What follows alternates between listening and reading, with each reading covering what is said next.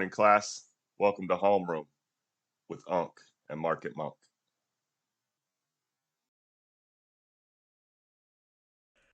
Morning, P. How's your week? Oh, pretty good. So pretty big winner in the casino with KBH that came out of last five.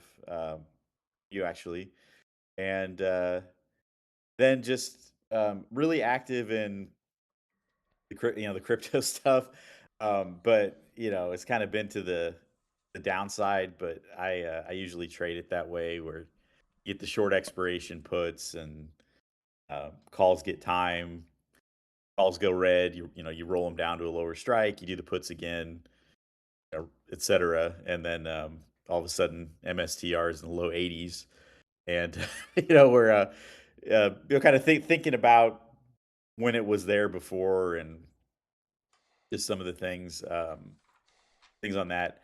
The reads on Staples were good. The software, some of the ones in particular, and like the kind of HR software have done pretty well for me.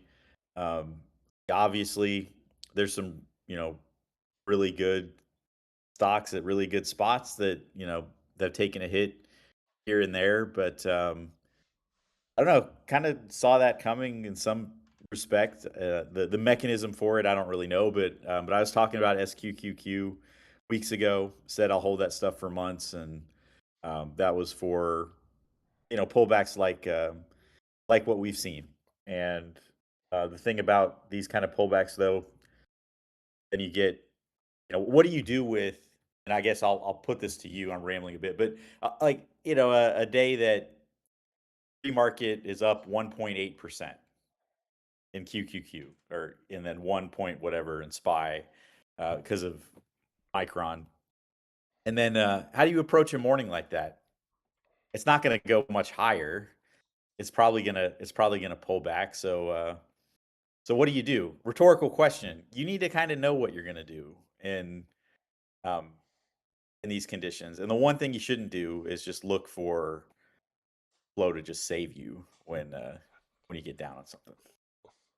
Yeah, glad I don't have to answer that question because I want to review my week a little bit. But 2 weeks, Yeah. 2 weeks early for me. Most people seem like all schedule. I don't play 3 rounds a week when the market's good. We're just gonna get that out of the way. And I mean, it used to be kind of a joke in the room. Unk's not here. There's no volume. Well, it's not because I'm not there and I'm moving the market. It's just kind of see things. But do want to say the Becky basket you brought up. You got to build your own. The Unk basket, man, just been doing not necessarily real well, but going against the grain, kind of doing its own thing. And some of those names, you just hang out in. And I'm talking to like your Targets and your Bros, even Yeti on that list. Budweiser Yeah. never coming back, and Budweiser was just it should be $60 when we were buying it. But it's about that timing a little more important. And big picture, we've been doing that lately. Airlines and healthcare. And airlines will probably come up with the oil relief because that's probably where most of the relief has came from. But healthcare, man, those charts just look too damn good. And I get that stuff from you. Probably wouldn't have bought healthcare without you. Just no interest in it. Outside of like unless you're gonna count Clove, but that's a different Yeah. story. But understanding the market, to kind of your QQQ point, that we talked about last week, the rotation, or excuse me, the war kind of being digested in, but the rates coming back up, and we had those inflation numbers. Um, you're just seeing a rotation from debt, nonprofit, in my opinion, and our stuff that's overextended, and where's money going to go? If you're up 300% on something, and you think there is going to be a market pullback, well, that's probably where it's going to pull back some from. And Yeah. I personally, the first thing I thought when you said, well, what do you do? You wake up, what'd you say? Wake up, you see QQQ is down a couple percent or whatever, MU the same thing, yada yada yada. I go read the news when I wake up, P. I don't know if you've noticed that, but when I wake up, I read the Yeah. news, and I look for that, to look for where the apple sales are going to be, which apples or grapes are limited or now very valuable in the day, and try to go with that. And to be honest, at that 30-minute mark, I'm not looking at what's ran. I'm looking at what's pulled back, and trying to find Yeah. something on a level, trying to find something that I like long term. because your best entry is that red candle. So, um, not to get too much into styles right away, but I mean that's what I'm doing. I don't really care what QQQ is doing. I will glance at the 10-year because of you. I will give you that. That 4.5 scares the shit out of me.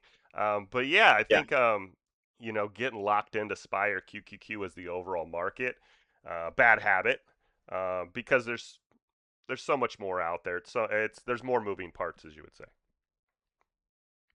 Yes, and I think that the one thing people probably should do, and maybe you've picked up from us, is on the extremely volatile days. I always talk about like the pop and fade conditions. Well, what isn't doing that? I mean, what is what pops and and it holds most of it, or pulls back and has the secondary move and retest that high, and then I compare that to what is the how durable is the flow setup on this thing, because even the best flow setups there are, they allow for some obviously some movement in the stock to the downside. It's not just like up only, but where's the open interest? How close do they need to keep it to that?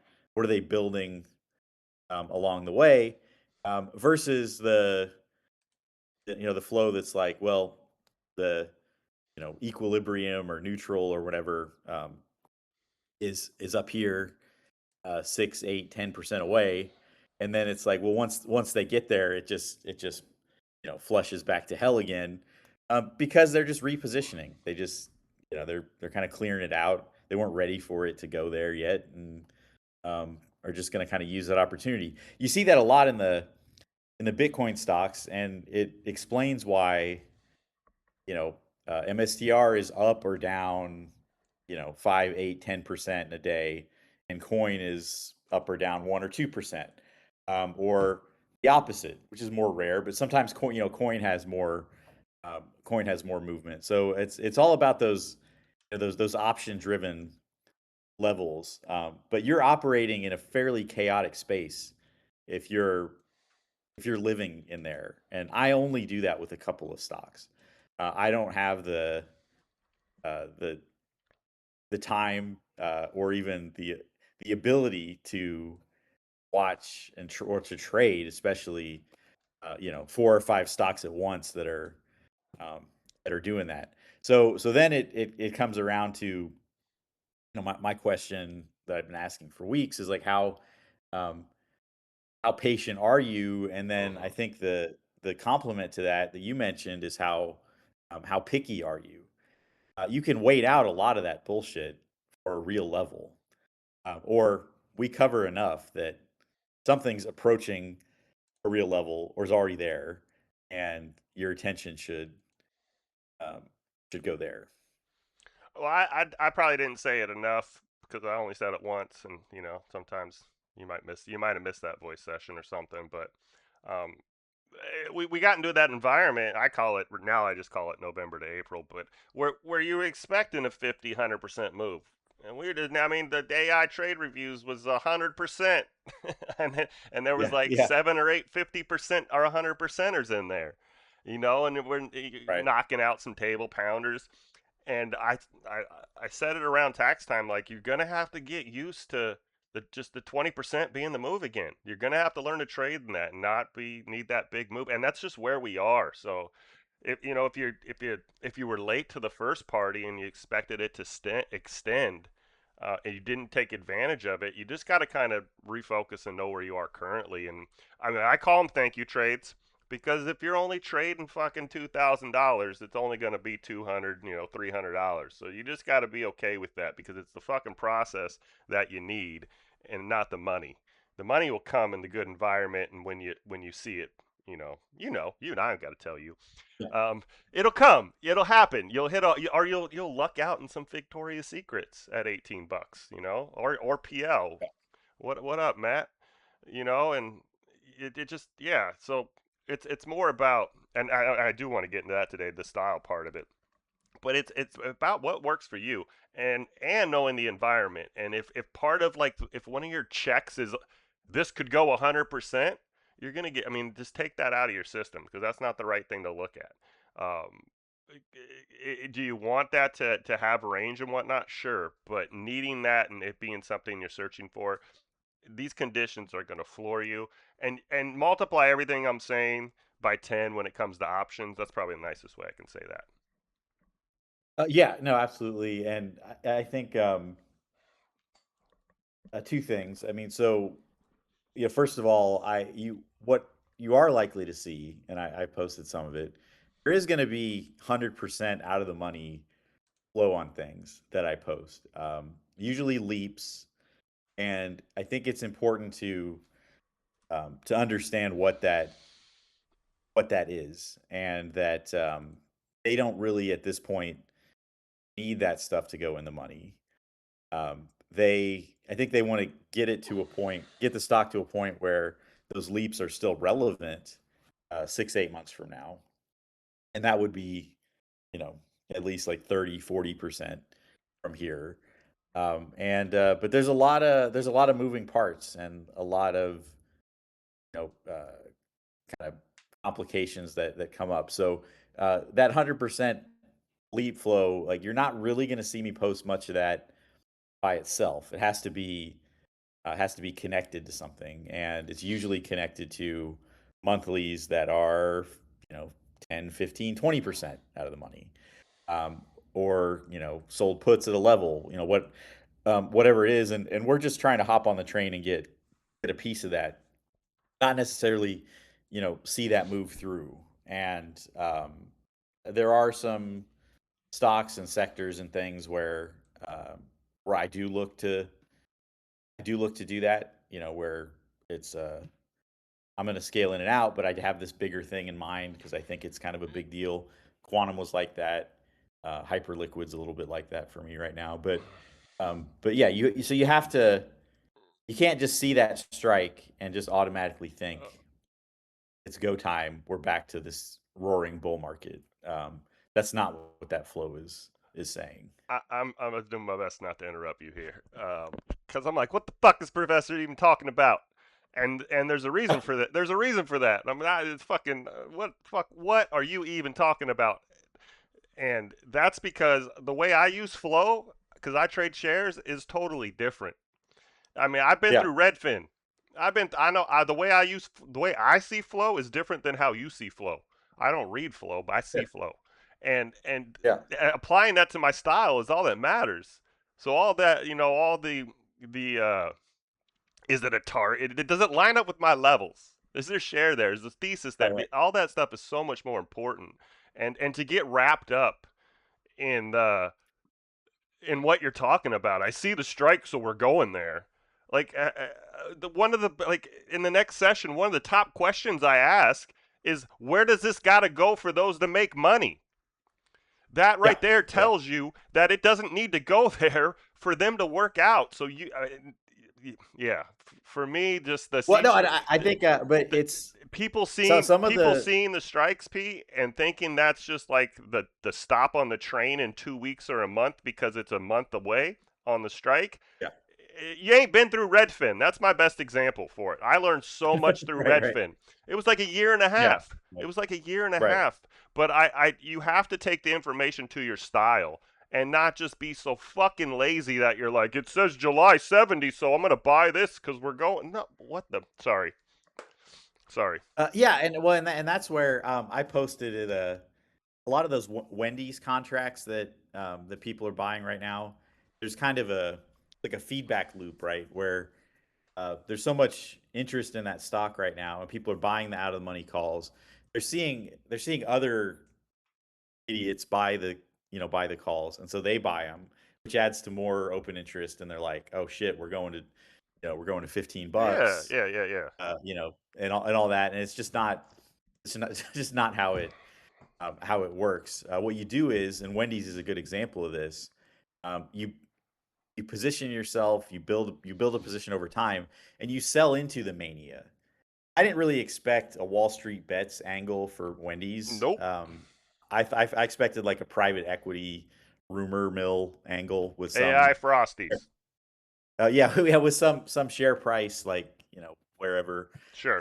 But you take Donut and QS and Fastly and lots of these, and we sell into some mania. We don't pump anything, but it's just it's positioned at a spot where we want it. And Wendy's, to me was about $2 below where I loved adding the thing. So yeah, I was gonna Ev- add more. Every fucking time, Pete.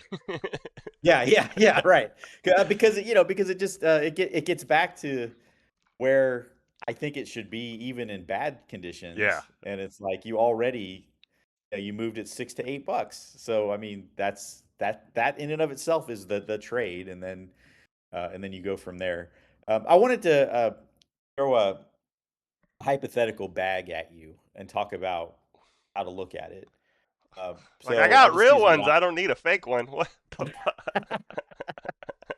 so I'm gonna set Uh, you put $1,000 into something just to make the numbers easy. Perfect. Nice and comfortable. I like And it. I like where your head's at already. Let's go. all right. So then let's say that and you didn't just buy it in one shot. You built a position over time, Are we and talking? Are we talking like the ticker MONK? Just to keep it real hypothetical. yeah, all right, yeah, Okay. so right, exactly. Okay. So, and it's been if not a table pounder, it's in a sector that's very active for us. Okay. So you're not out on your own. You've used some work for it, right? And it even had some levels. Maybe you bought a little early, but you planned around it. Okay. But you find yourself down 20% or so. Okay. So your 1,000 is 800 now. And so then the talking about like the ways to approach that. And let's say that once you're down 20%, then the flow does get good. So you're not looking for flow to bail you out or whatever. It's just like they kick the can down the road. This is probably gonna set back up, but where it looks like it's headed, maybe it's gonna go up 35%. You would end the trade or start moving out of it. You get it back to even, and then you've got another 15% to go.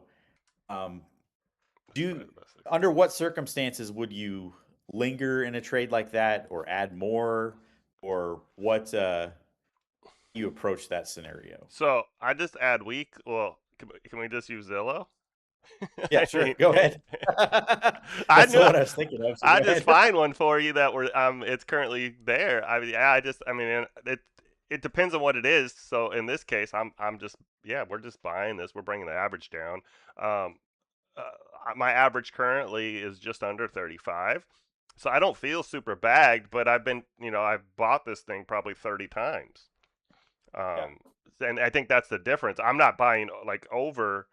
I put in probably what 12 to 15 off the rip just to get the starter. But after that, it's 20, 25 shares at a time, 30 shares at a time, getting the average in. And it's for me. I mean, I'm not. The night is young here. Night is young here for Yeah. me. So it's a big thesis for me. Um, the mental space I think people lack, or that I think makes it easier for me, and this is just for this example, but I'm up 10% at 45, just getting back to volume piece here. If I do feel underwater, and I can relieve some of that trade then, if I need to. So I kind of look at it that way as a versus like just get out. Um, if you had something that was a little more like Fastly is a good chart, shitty stock. I'll use that, but like yeah, if you were buying at 17, you have to have a downside because it's so far. PCT same way, 9 to 5 is a fucking stretch on that chart. And Yeah. when it starts to break down, you have to have an out. So if I bought, let's say 850 at PCT, let's just say that, you have to have a stop loss at by 725, and just reset the trade. The sizing really does matter and help there. You're gonna flush, $200 or $300. You're gonna flush $2,000 or $3,000. That's your Yeah. choice. And you learn that through time with how to approach that. Yeah, those aren't fake examples, P. Yeah, no, right, and I like that, and I think that if if a lot of work got you into the trade, then you should probably feel better than something was running and you chased it, and now it's down, and then I have some flow come in, and it's like, all right, here we go. If somebody in this room, I don't think anybody did, but like if they had chased the top on Poet, um, and That's a good now they're example seeing too. it set back up, and Yeah. it's yeah, you could probably get out of it, or um, but if you start averaging that one down, you bought a lot more shares of Poet than you ever planned on, and I don't think that's a good spot to be in. I think you Well, just cut it, you trade it again if you want to, or you move on to another one. I don't know what you classify Poet as personally, but for me, that's like a day trade momentum trade, you know. And I mean, day trades you can be in for a week and share Yeah, side. well, right. So On the sizing for me is most important there. Like I'm not gonna DCA, and you need to pick spots in that setup. Whereas the Zillow or Netflix was something else I was gonna mention. Like those are long. Microsoft when it hits 360, I'm just fucking buying it. Um, they're Yeah. different. They're different trades. It's more of an investment angle. But on a day trade like a Poet, yeah, you gotta be way more nimble. Yeah, no, I think, to me, Poet is absolutely what you describe. I think there is probably a future for it once it clears this momentum era, that I think it's a legitimate, you know, important sector stock. And but I don't think that you have to weather all of this to get to there. I think you can just trade it around our spots, and you might buy that thing at $28, or it's Sure. when it's kind of a more mature stock, and yeah, you don't have your average from way down here, but like Palantir, that was what Palantir was really. When Well, I went back to Palantir, way above where we originally bought the thing, sure. because I sold it at 100%. I mean, what was I? I wasn't looking for 1,000% back then. But the stock became, in the situation, became something different. Um, so you revisit it, and that will always be the hardest thing to do. Given, I mean, the longer we do this, So, the stocks that really make it, what we used to buy it at, and then coming back around to it, it's hard. what It's hard to do. I They're think there. I think the people that in our room like have figured it out have figured out that those day trading things we're talking about here, the entire space sector, the entire quantum sector. If you do want to hang out in that, you do it through free shares after that 100, 200% fucking god candle you wake up to. Um, Rocket Lab's $4 for this room. You know what I mean? 450 for this room, and even if you held on to 50 shares, you did really fucking well. And the same with PL or any of the quantums that you found. And separating that from Yeah. real names, I think that's how you take advantage. Trying to just find one and get oversized in. I think that's where a lot of people get in trouble. Um, or they they mentally kill themselves because they all don't move at the same time and they watch other things move. So as opposed to putting 10 grand into one, I just much rather you put 1,000 into them all or 1,000 into the ones, three or four that make sense and limit your exposure, and then learn how to manage it. Because that's most important. I mean, like PLTR, yeah, you can buy that back in. When we were 8 or 10 p, like even then, like you shouldn't be putting more than 1,000 shares into that. And the same Yeah. thing goes up here. Like you shouldn't be dumping 20K into that thing. And you just got to find your spots, and as long as the ratio and the flow and all that makes sense. But knowing what you trade, and knowing how to use your sizing, I think is what's most important. And what we find, because a lot of what we find is Yeah. just early, so you're gonna get that good percentage move. Um, but sometimes you need I used to call them or I was calling them tolerances for a while. You need that tolerance of the downside. It's a different if it's $300 you're losing on Poet, right? Because you bought at 12 and it's down 9 as opposed to 3 grand. I mean, it's a big fucking Right. Right. difference. Yeah, and the there are these moments where someone will bring up a stock that they own, and it's something that we talked about um, 3 months ago, and it may have even it. I might have owned it. I'm out of it now. Whatever the circumstance in which they bought it. Um, Maybe I've seen things where like their original entry was better than mine, but they held through the whole move up and the whole move down, and now they want to ask me about it. And Yeah, that part. that's fine. But what I always think about is all the setups that someone misses between then and now, and they didn't buy any PG or toothpaste or whatever, and it's like you have to. I mean, diversify is one of those words that shows up in what we do, but you do. I mean, you have to build a basket, like you said, and have some sector awareness, and ask me about toothpaste once in a while. I mean that's what I want to see more than anything else. If I just see someone trading the exact same kind of stock over and over again, and always ask me about the exact same kind of thing, it's fine to be concentrated in one thing. If I were a member of the room, and there was some you know other monk, whatever, and I was just in here and looking for setups, um, and I'm just asking about MSTR, every single day, and the guy would be like, "You trade anything else? You do anything else here?" And then I'm like, "Oh yeah, yeah, I saw you know, I saw Colgate and Procter and Gamble, and I got in on the tobacco trade, and I got some oil or whatever. I'm just real active in this one." Um, I'm like, "Oh, okay, good. Yeah, that's fine." But I I want to see that kind of range of what kinds of things are you holding, and why, when people ask me those kind of questions. So that's a follow up. I guess I'll try to emphasize a little more, but use the range of the work, and you're not going to have as shitty of a day when QQQ is down 1.5% because you're in stuff that doesn't care about it. So that's a place you need to get to as well.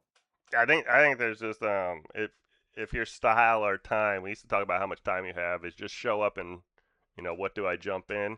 Every day ain't gonna work for you, and you got to be more No, picky on the no, days. That's just kind of how that yeah, works. Um, yeah, what really stuck with me is at the beginning there, like talking about how to like use the work and the move happening. Um, and they kind of hold through it, or maybe they're a little late and they hold through it. A lot of the times, I see that not necessarily the beach ball, but enough of a ball that it's going to bounce off of a level, right? And that's just that is the read. That's like the whole read, especially if the flow's not there. Um, and I yeah, guess understanding how to like take notes from that. Maybe use that old search button. And if it's like the first mention, maybe you do just watch it. And if it's got 3 or 4 mentions, maybe you do make sure you get into it. Something simpler like that, as opposed to this note's 3 months old, or I heard about it 3 months ago, and I seen it happen 5 times, so I'm going for it the sixth, because it seems like that happens a yeah, lot. Um, and there is plays where that works, but your win ratio dramatically decreases if it's already happened. I'm going to just say more than twice after the read. So, and what I mean by that, if I'm calling it a bottom of a level and it's bounced off of it twice, it, the read's probably changed since then. So you should start asking questions. And I'm sure, like everything, the options, that schedule is much shorter because of yeah. how they move with time. Yes, and I mean, if as far as like this idea of the next run of a stock being much smaller, um, I wouldn't even post it. But if I started posting flow like $1 out of the money on Poet, I think you'd probably just kind of be like, no thanks, that's all right. It's just Oh, sure. Sure. Yeah, it's just that kind of that compression that happens where the strikes start to concentrate really close to the money um, can be the precursor to a good setup. But Yeah. it's one of those where I'll just say, well, this is bullish, but we have time. And usually it's in more mature stocks like ins or something. But and it doesn't mean the setup is bad, but it just means you shouldn't really be looking to day trade that thing. Yeah, and I mean, and again, that goes back to style and time. And some people are. I Yeah. mean, if your available time is while you're day trading, you probably shouldn't be day trading, because it is some certain characteristics you need to day trade quickly, and it's not for everybody. That's why I'm a swing trader, because it Yeah. just works. I mean, I know myself well, and time is my friend, and I like to use that, and the sizing part leads to the comfortability in positions, and learning that Yeah. along the way, and you just see money and take money, and um, I mentioned it about a month ago. Like got a stack of hundos right here on the desk because I when I see $300, I put it in my hand sometimes, and I'm like, just take that money. Do I want 3,000? Yes, but $300 right here is a good trade. Thank you very much, and move on. And then you just see Yeah. that process repeating. And I don't know about y'all, but you go pick 3, 4, $500 occasionally, maybe 1,500, 1,800 off the ground. And you can repeat that. I don't see why you'd do anything different. So it's building that style and um, not falling in love with just the home runs, so to speak. Um, that's the big part of the process for me. Is what we're looking for. Because if I'm looking for 20% and you're looking for 40, um, and you're getting the information from me, I don't know how that's going to work out for you.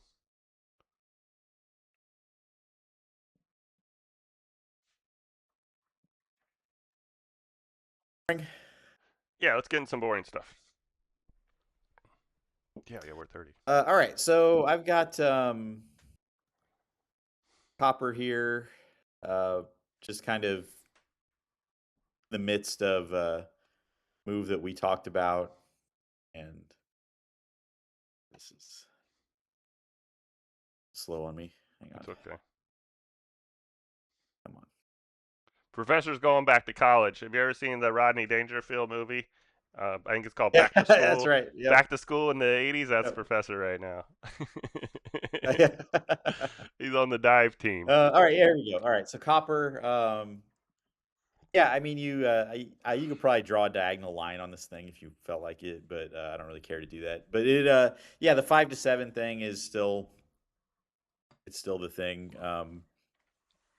Going to be in this channel for a bit or whatever, but still, looking good in a lot of steel stocks, a lot of uh, construction related things. I think looks pretty positive, and more than anything, if you do think copper is a kind of a leading indicator, the drawdown in the broader market is not going to just continue without a fight. You're going to just bounce back and all that. So yeah, still looks pretty good, bullish to me as far as copper goes. Yeah, like you hit the nail right on the head there with the steel for me. So Yep. All right. There we go. Under 60. All right. I wouldn't, just start loading up, but yeah, we're getting more interesting. If you live in the 50s for a while, or I don't know, 55 to 65 or something like that, the sector can catch its breath a bit, and starts to get good again. But I think that we kind of nailed it with what's 100% from when we were talking about this, um, and then that's coming to fruition. So that's good. yeah, and I'm triple down on it because I think it's going to work out. Um, the miners still got to sell it at double the cost, and so the pullbacks in those, good place to focus if you want some gold and silver exposure, and for the short to medium term. Yeah, and I mean, there's a lot of miners by nature of what it is that they do. They didn't catch the full sector move. I mean, if this had, if Bitcoin did this, although we knew it wasn't going to, but if Bitcoin had done something like this, then you know, you're talking hundreds and hundreds of percent on some of those shitty ones. Um, but because they're not really operating with anything physical. Whereas, it's like this. Well, this miner has, mines in these two locations, and this government is unstable, and whatever. So it's not just linked to the price. So that it can get out of sync with the sector a bit, and you get an opportunity to kind of catch up and do that. I mean, that's what SBSW was for me. Was it got way the hell oversold because of a lot of geopolitical things, and then all of a sudden, when that it's a little better, it moves faster than the rest of them. So that's one way to think about metals. The other is to have ones that are not just a miner, but they're also kind of a middleman and involved in exchanges and all that. So you'll be getting a refresher on that sector at some point in the future, but it's we're getting there. That's how I see it. Perfect. Uh, all right. So then oil, yeah, under 70. I don't know. It's a little more than I thought, but not, I don't know what it does sometimes. But I still like oil. There's a lot of unresolved things with oil, and a lot of American companies are in a pretty good spot. So I still don't shy away from checking on oil, low on it, buying it. I still think it's a very very active sector. Further it gets below 80, I mean the quicker the move back there will be to me. So um, so there's that. So there's a lot of volatility certainly in the sector, but I wouldn't just try to trade futures day to day on it. Yeah, no, just relief for the people that use it, that depend on it, I think is the best setup. And then you're gonna, there's a couple of the big names that are pulling back the levels, which if you like those, but that's more like a long-term thing. Yeah. And natural gas still kind of the one. So I still like where this is positioned. Still like the names we follow. I see a few others show up. I see some of the more volatile ones that have pulled way back will probably come back around. So yeah, there's a lot of 15 to 30% trades in this sector that are going to take shape, I think. Yeah, bigger the court case, bigger the move. Yeah. Sorry. And lithium still kind of quiet week, but for lithium itself. But yeah, I still on board here. How about you? Yeah, no, 100%. They'll keep popping And up, and just a good sector with I mean, yeah, 40. I think it's still we're only halfway there. yeah, Not that again, that's not a hold lithium until it hits 40, but just knowing there's more range on the chart to the north and getting good pullbacks in the stocks I like to trade. So good stuff there. all right. And then the uranium, um, 85. It's consolidating around here for a while. Definitely there's a lot of potential to move up. You got to kind of you read the flow, you see it, and then you see the move in uranium later. But yeah, certainly that last move to 100, I think you live in that range for a bit. Yeah, just the when we were doing gold and silver, I like silver a little more than gold, and just like lithium a little more than uranium, but some Yeah. similar setups for me. I think there's a longer runway for them to really get the money back, so to speak, into the companies. Um, but the news will send them, so and that's what you're looking for. Yep. All right. And 10-year has gotten some relief, so that's good. And I think especially if you can slowly get this back down to like 4.2, that'd be a pretty good sign. You just want to be mindful of it, that surges above that 4.5 level, test to that 4.5 level, all that stuff is going to be significant and affect other things. And it's not necessarily that it affects their direction as much as how they behave. Me and that pop and fade thing is the main one that I tend to see when it's surging. Yeah, it's all fucked up. They don't know what they're doing. Make money off the waves. I mean, that's about Yeah, how I yeah, read pretty into much. it, Yeah, right? right. Yeah, I mean, this administration has a big bond obsession. I Yeah, don't yeah. know What the hell that's why, about? and what the hell's going on with that, but they stress and break some other things to keep bonds in check. So that's where the opportunities are. So we just fish them out. All right, good old Bitcoin. You probably still don't like it. Nope, we ain't there yet. We're not there yet. Yeah, well, I guess so. So in this one, the 100% thing's a little different in that it's 100% to the all-time high, and that's still not being enough for this to be an appealing asset, right? That if it goes 100%, your 1,000 becomes 2,000. Yeah. It's not as sexy as 30 to 120. So you could start dreaming of I don't know, 40 to 200 maybe. I don't know. But yeah, no, I'm kind of with you. I still love to trade this stuff. You're I'm you not you're not gonna with stop. me though. You're kind of with me, but you're not with me because I'll tell you right now, Pete. When it's at 0, I still ain't gonna like it. Okay, well, I'm not with you. Fair. I still ain't gonna like it then. So, pet rock though, man. You just gotta know what you're trading. It's pet rock.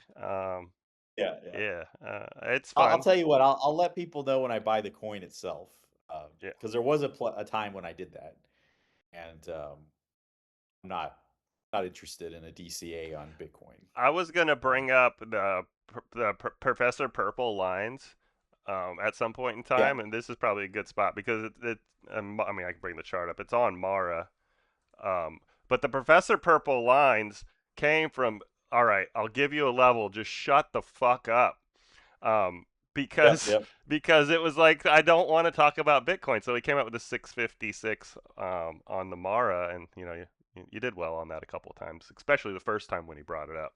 Um, Yeah, six to 20 is a great trade, but there's just that there's those there's a certain times where you just can find a level and find a trade, and Bitcoin does offer that, but it's just like I don't know that getting into all the stories and all the FUD for me just never been it, and currently I just see the a lot of fucking downside. So, um, yeah, yeah. like I don't know if Bitcoin goes. That's a good question to throw back at you. Bitcoin goes to 46, 48. What's MSTR at, P? Just asking. Uh, between 40 and 60, and it's a range that big because of what they're going to have to do. He has all those other uh Ponzi's or vehicles or whatever, stretch and all those, where the ones that pay a dividend that he Yeah. has to sell. He has to dilute the stock to keep those afloat, basically. So, Jeez. but yeah, no, that's no good. I did a couple weeks ago. I said MSTR 88, and we're below that, but that's my current level of note for it, I guess. Did I give a level on that too? Did I pull one out my ass? I think I did. I'm not sure. It was lower, No, I think, not 70 much. something. Was it? I Oh, don't know. was it? No. That was like 79, I think. Interesting. All right. Enough pet rock. Know what you're trading. Yep. All right, so now there's only 30 more of these crypto coins I want to talk about real Okay, quick. sweet. Not Can we really. start with Yeah. Doge? Sorry. Yeah. They are. I like this list. I like to see how the whole sector's looking, but just to see kind of it just I gets thought that was nasty. 70 cents at one point in time. It was, yeah, Yeah. yeah. Well, then we And got then 10x back to the top. That's what you should be trading, ADA not Bitcoin, if you believe it. ADA was the third largest crypto token for a little bit. They were the one Um, that really stressed having a utility. I don't know what the fuck it was, but yeah, um, yeah. Do you look at? I mean, that chart you want to buy, no. regardless of what it is. Yeah. Mhm. Um, but anyway, yeah. Anyway, Hyperliquid, I still like that one. So, Well, it's a little um, different, but yeah. yeah. All right. Spy real quick. Let me just see. I'm gonna look at this fresh. I don't know what's in here. But, yeah, nothing. I got nothing. Same So there's a old shit. lot in what this is kind of telling me is that uh, July is already kind of a lost month. And I don't mean for this for Spy. I just mean for they're not uh, they're not going to position anything around July. So whatever the pairing is, December and something, we're getting to a point where it might be unless October starts to show up or September more aggressively, that we're talking like March. And at until I have that kind of pairing, a kind of broader read on Spy, upside or downside is it's not really possible using that method. So I think we kind of know the spots for the drawbacks and what where it might respond and everything, but I also don't think it's going to just punch through the top either anytime soon. Yeah, I mean, y'all shouldn't be that new to the market, I guess is the way to say it. But we opened the year at 685, just to keep a nice round number, and so call it $70 up from there. You know, it's 10%. We've already hit it, and that's a good year on Spy in 6 months. Um, in this session, I've said 735 just because it was 5% from the 700. Like, we really should test the 700 again. Anything over that's hot, and we've just lived in that exact environment for a month.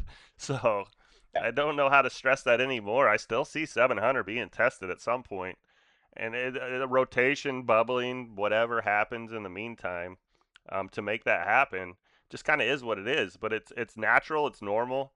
Um, 50 might catch up just like last time in April. But overall, start of the year till now, we're up 10%. What, 820, 8 somewhere in there would be 20%. I mean, just be fucking realistic, people, especially when it comes Yeah. to the bigger picture. I mean, that 7% is a great year. So, Right. yeah, then that's how you have to look at the market, and then just look for things to get oversold and have value. And I think we strive in that kind of environment. So, it's just less. It's not everything, and all the time, always, every day. Um, Yeah. while Spy pulls back, I always say just watch what marches to its own beat. Watch what goes against the grain and doesn't fucking care, and that's where you want to be. Yep. Absolutely. Perfect. Ready to work, P? Yep. Let's do it. Awesome. Hey, like and subscribe. Link somewhere, people.